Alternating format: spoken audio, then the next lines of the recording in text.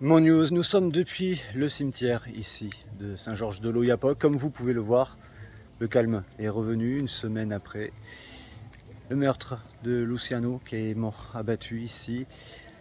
Et deux jeunes qui venaient du fleuve d'en face sont venus en fin de soirée après le carnaval pour essayer de voler, comme cela se fait régulièrement sur cette commune. C'est ce qu'ont dit les habitants d'ailleurs ce dimanche lors de la marche contre l'insécurité qui a eu lieu ici à Saint-Georges de l'Oyapock. Une marche où près de 200 personnes ont participé. Ils sont partis d'abord de la Maison Bleue pour arriver jusqu'à la gendarmerie de Saint-Georges de l'Oyapock. Ils ont ensuite enchaîné en direction du marché, le lotissement aussi Bambou, puis le marché, et arrivé à destination de la place de la mairie, la place principale ici à Saint-Georges de l'Oyapock. Une place où les attendaient justement les animations pour le marché, pour le carnaval également, le marché un petit peu pour divertir et donner à manger justement aux habitants, un moment de festivité, qui a été retardé à cause de cette marche contre l'insécurité, à cause de ce drame qui a eu lieu donc dimanche dernier ici. On s'approche justement de là où a eu lieu ce drame. Vous le voyez, vous les entendez surtout, ces pirogues là, vous voyez ces lumières en face qui traversent d'un côté à l'autre du fleuve, d'une rive à l'autre de l'Oyapock, avec UE ou CK pour terminer le mot Oyapock, mais c'est un seul et même fleuve, celui qui sépare donc la France du Brésil, la Guyane de l'Amapá. Et c'est ici que l'un des jeunes qui venait de l'autre rive est mort sous les coups d'une balle. C'est également ici que le deuxième, Luciano, justement, qui était venu défendre ses amis, sa maison, ses voisins, a également tombé sous les coups des balles. Luciano qui donc est décédé un peu plus tard au dispensaire de Saint-Georges de l'Oyapock. Une semaine après, plusieurs jeunes sont toujours présents ici et se souviennent de ce qu'il s'est passé. Un terrible drame et peu de réponses donc à apporter pour l'instant.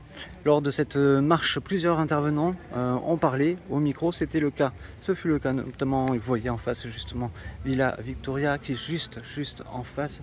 Et là, on n'y voit pas très bien, mais il y a les premiers embarcadères comme là.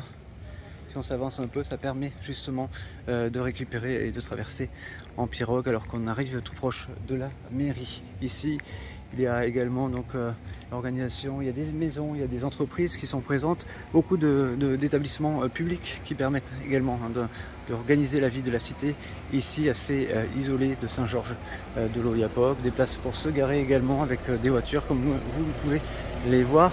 Et puis là encore des pirogues qui font la traversée régulièrement, c'est le cas jusqu'à au moins 2 h du matin, c'est quasiment le cas en continu, en discontinu toutes les nuits. Là on va retourner donc jusqu'à la place du marché donc pour retrouver justement les derniers manifestants, les manifestants qui maintenant ont pris le pas de faire cette soirée de carnaval, cette deuxième soirée de carnaval ici à Saint-Georges, malgré ce qui s'est passé la semaine dernière. 2 morts du côté de Saint-Georges de l'Oyapock et a priori une troisième personne qui est décédée en rejoignant la rive vers le côté brésilien. Il a succombé à ses blessures un peu plus tard. Des informations toutefois à vérifier, nous demanderons au délégado de la police municipale donc de l'Oyapock. Et nous voici donc à nouveau depuis la place du marché, la place de la mairie pardon, avec voilà, des animations. Après le drame, la vie continue malgré tout. L'hommage lui a été rendu ce dimanche et malgré ça, il faut que la vie reprenne. C'est le message aussi qui est délivré par les habitants qui ont eux-mêmes organisé cette marche citoyenne ce dimanche. Ça va vous permettre de suivre un petit peu toutes ces animations qui ont lieu donc jusqu'à 22 h ce dimanche soir ici à Oyapock, avec la place de la commune principale qui a rarement été aussi animée en ce début d'année.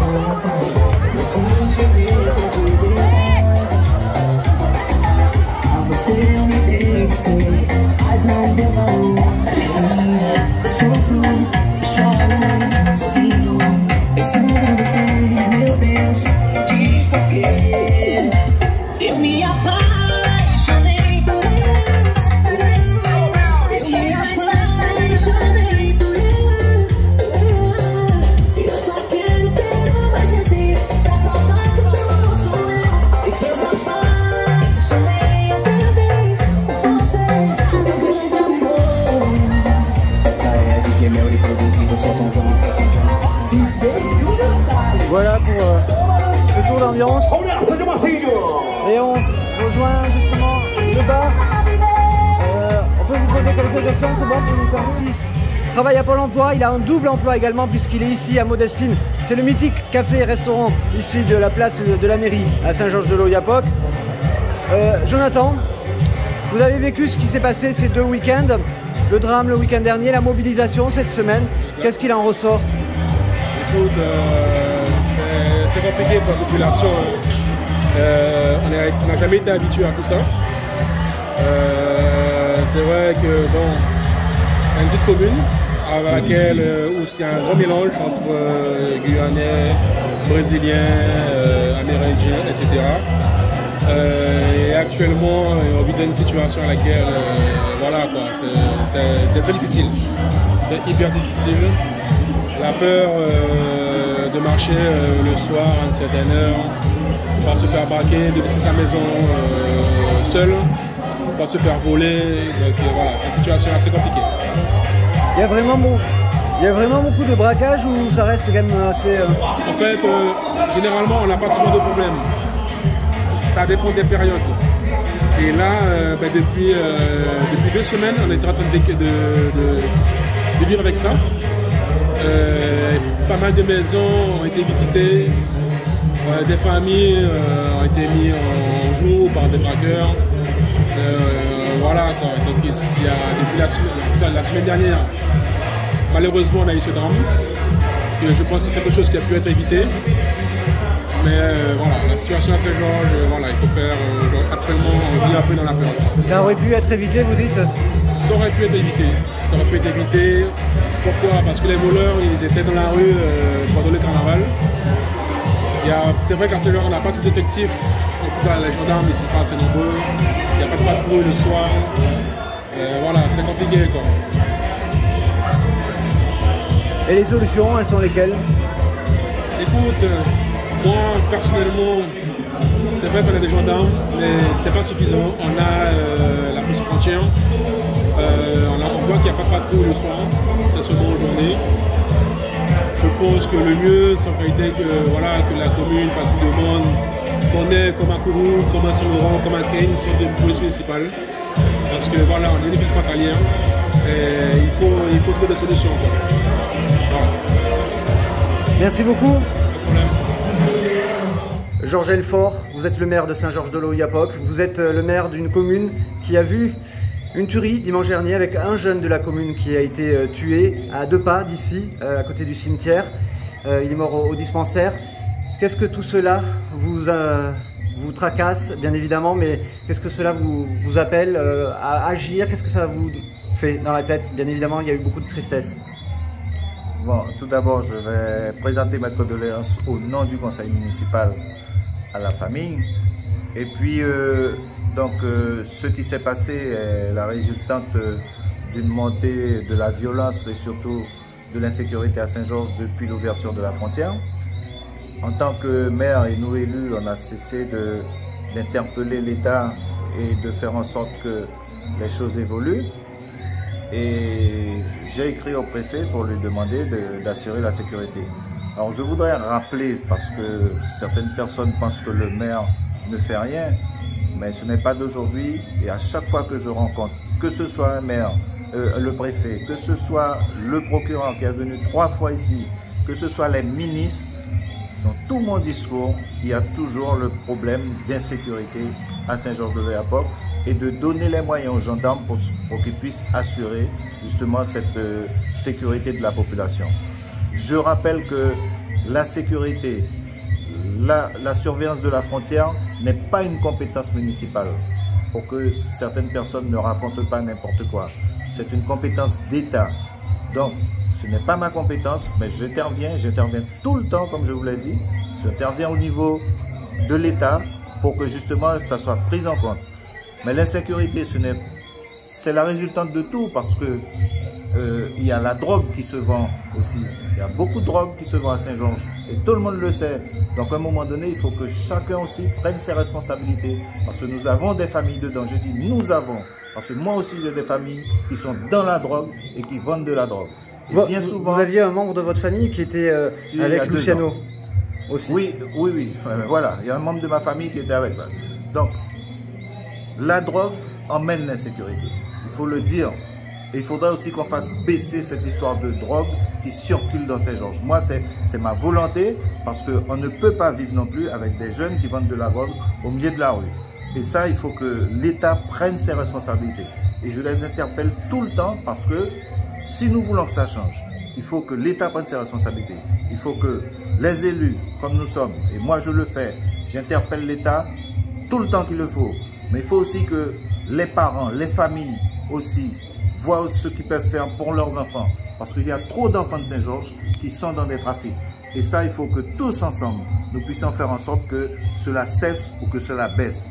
C'est notre seule chance parce que nous ne pourrons pas avancer si nous continuons à laisser nos enfants tomber dans cette histoire de drogue et de vol. Georges Helfort, Luciano, c'était un héros comme l'ont dit ces personnes qui manifestaient ce dimanche après-midi? Héros, je ne sais pas, je sais pas ce qui s'est passé. Je sais pas, je n'étais pas là, je ne sais pas.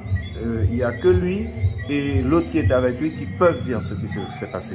Mais je ne peux pas m'avancer pour dire que ce qui s'est passé. Donc, c'est vrai, c'est un jeune qui a battu, c'est un de trop. C'est dommage, c'est un jeune de Saint-Georges.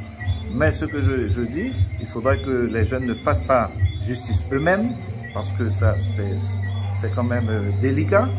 Et puis, il faudra aussi que nous puissions, à travers tout ce que nous faisons, nous élus, il faudrait que l'État mette plus de moyens.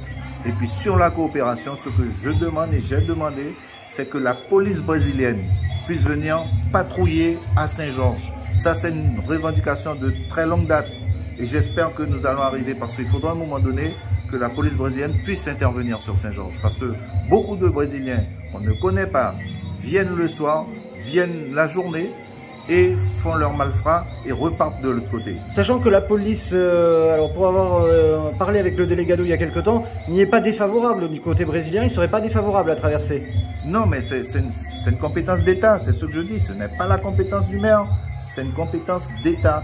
Donc l'État doit trouver des moyens de coopération avec la police brésilienne, c'est à eux de signer, trouver quelque chose pour que la police brésilienne puisse patrouiller à Saint-Georges. Parce que des fois, quand ils sont recherchés au Brésil, ils viennent se cacher à Saint-Georges. Et ça, pour ce faire, nous devons, enfin, l'État français, trouver des solutions et faire en sorte que les deux polices, la gendarmerie et la police brésilienne, puissent patrouiller et trouver les bandits et ensuite les mettre en prison. Georges Helfort, pourquoi vous n'avez pas participé à la marche?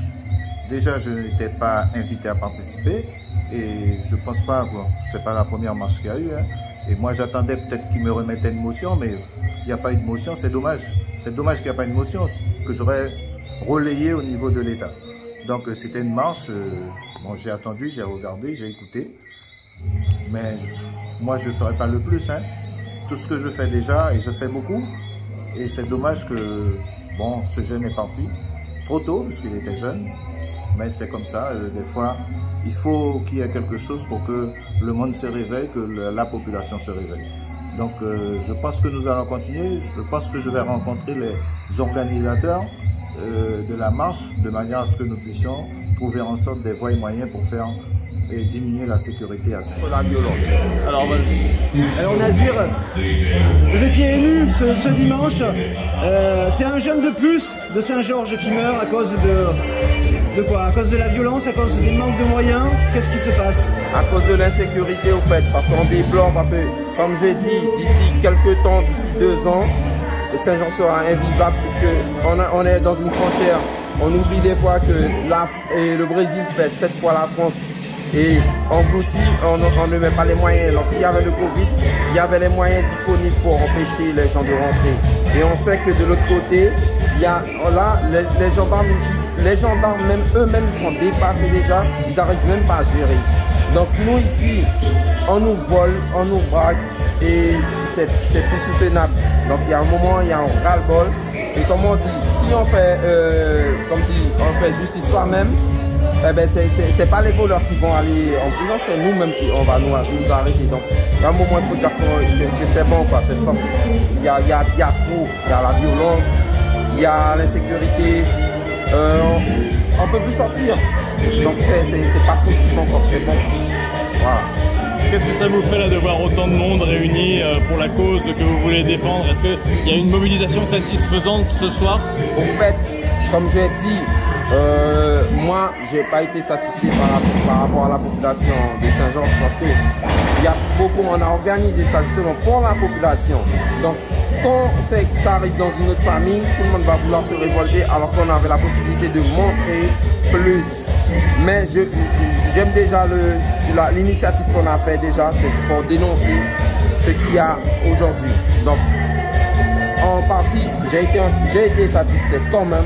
Et puis j'ai eu une surprise de Top Violence qui est venue aussi et il nous a soutenus dans notre mouvement. Yvan Goua, vous êtes ici présente donc à Saint-Georges-de-l'Oyapock, une semaine après la tuerie qui a coûté la vie donc à un jeune de la commune ainsi qu'à 2 autres jeunes.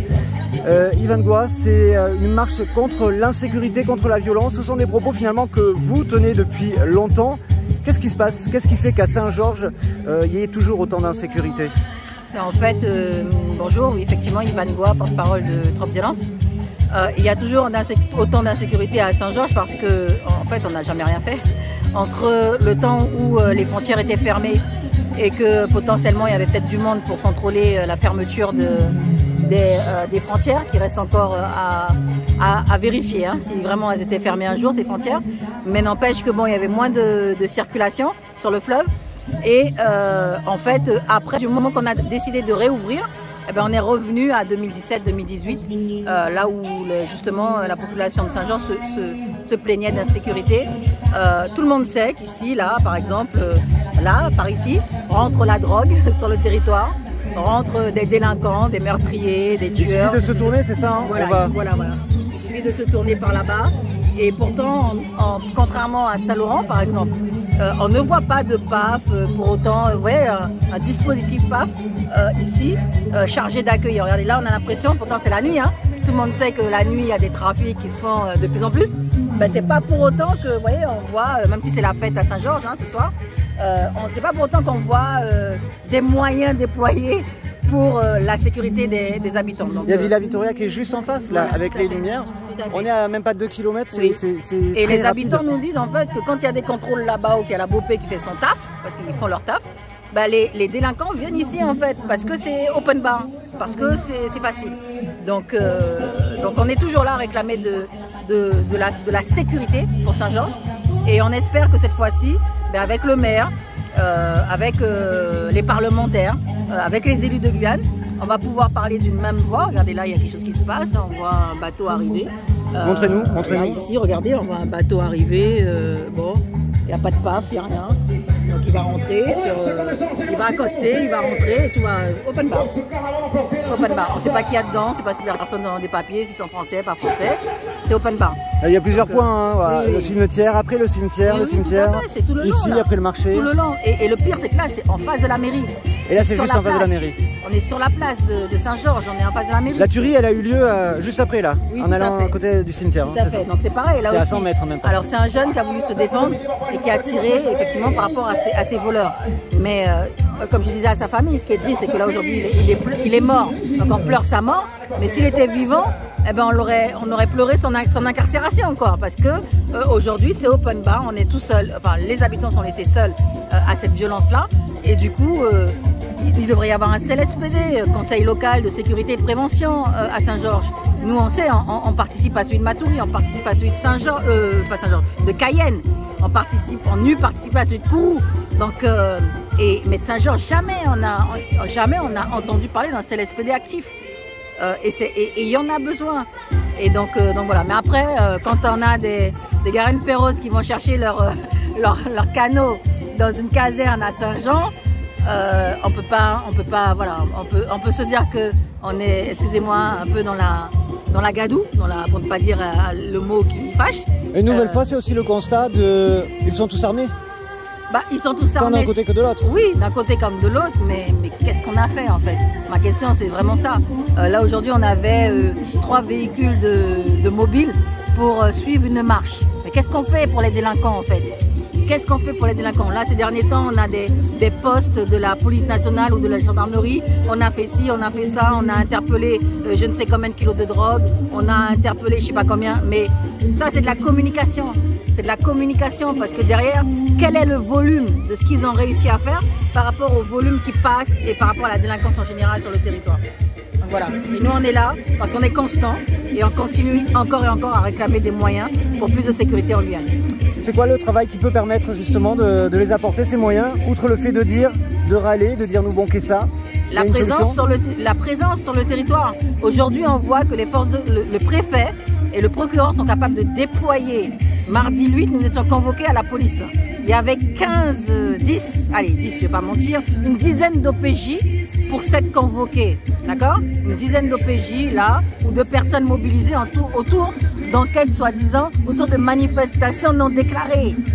Eh bien, on aimerait voir ces moyens déployés pour des meurtres, pour des braquages, pour des vols ou pour même éviter les vols, les braquages, les meurtres et donc la sécurité du territoire. Donc regardez encore un bateau qui passe à grande allure dans le noir. Moi je vois rien, mais eux ils sont tellement habitués qu'ils savent où accoster et ils vont au même endroit à côté face aux services techniques, il me semble, de la région là juste à côté. Ah oui, voilà. Il accoste là en fait. Ouais. Voilà. Merci Yvan Goua donc, pour ces propos et vous reviendrez ici à Saint-Georges? Ah oui, de toute façon là, on a invité, on va voir si ça se confirme, les habitants de Saint-Georges à venir marcher aussi à Cayenne, puisque la préfecture est à Cayenne, hein. Donc voilà. Et puis on leur a dit qu'on se tient bien sûr à disposition pour les futures réunions, puisqu'on a l'expérience, hein, en dehors de dénoncer et de dire nous manquer ça. On rappelle qu'on est référent du pôle sécurité justice et qu'à Cayenne ou à Matoury, par exemple au lycée Balata l'année dernière quand même, on a réglé un problème d'insécurité au lycée Balata. Donc on est là et force de proposition pour régler le problème. Je digresse, un petit mot de Balata, ce qui s'est passé hier, ça a été un meurtre, presque double meurtre, en tout cas on ne sait pas si la deuxième personne est décédée ou pas encore à l'heure qu'il est. Deux jeunes, une vingtaine d'années, armés également, qui ont été abattus en pleine journée, c'était même pas midi. Quand à un moment donné vous déployez des moyens pour des manifestations réalisées sans déclaration, vous envoyez un message aux délinquants, hein. C'est-à-dire open bar pour eux. Donc après, je pense que des gens qui sont hauts fonctionnaires ont quand même les moyens de réfléchir et de trouver des solutions à cette délinquance et à ces meurtres qui augmentent. Mais pour quelqu'un qui a été médaillé, comme Samuel Fimiez, je dis que c'est la première fois que je vois quelqu'un de médaillé avec un résultat et un bilan aussi nul. Et aussi important en nombre de meurtres et de décès en fait. Merci Yvan Goua depuis Saint-Georges de l'Oyapock. Au news, on est toujours depuis Saint-Georges de l'Oyapock, vous voyez. Et la soirée avec du monde et la fête donc il se poursuit en ce deuxième dimanche de carnaval ici devant la mairie. On va rejoindre justement Nathalie et Johansson. Il y a beaucoup de bruit Nathalie et Johansson. Un mot, c'est vrai. Il y a beaucoup de bruit, bonsoir. Mais c'est dimanche, hein. Il y a du bruit, il y a la musique, on s'amuse, mais voilà. Nathalie, un mot sur ces festivités qui ont lieu malgré tout ce qui s'est passé dimanche dernier. La vie continue, c'est ça, il faut garder la culture et la musique. Oui, voilà, il faut continuer, on ne peut pas arrêter le carnaval. Voilà. Et là, Johansson, vous êtes dans le même état d'esprit? Comment? Vous êtes dans le même état d'esprit? Oui.